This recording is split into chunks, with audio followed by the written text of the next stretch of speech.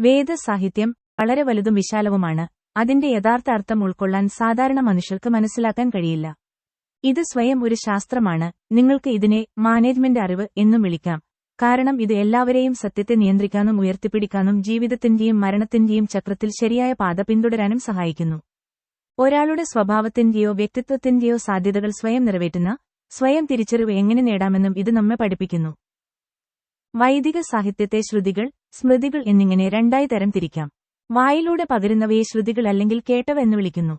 വേദങ്ങൾ, ബ്രാഹ്മണങ്ങൾ, ആരണ്യകങ്ങൾ, ഉപനിഷത്തുകൾ എന്നിങ്ങനെ ഇതിനെ ഉപവിഭാഗങ്ങളായി തിരിച്ചിരിക്കുന്നു. സ്മൃതികൾ ഓർമ്മിക്കപ്പെടുന്നു, കാലാകാലങ്ങളിൽ പരിഷ്കരിക്കപ്പെടുകയും ഗ്രന്ഥരഹിതവും തടസ്സമില്ലാത്തതും അല്ലെങ്കിൽ കർക്കശവുമായ ശ്രുതികളിൽ നിന്ന് വ്യത്യസ്തമായി വഴക്കമുള്ളതുമായ രചയിതാവ് ഗ്രന്ഥങ്ങൾ. വേദാംഗം, ഷദർശനം, പുരാണങ്ങൾ, ഇതിഹാസം, ഉപവേദം, തന്ത്രങ്ങൾ, ആഗമങ്ങൾ, ഉപാംഗങ്ങൾ എന്നിവ ഉൾക്കൊള്ളുന്നതാണ് സ്മൃതി.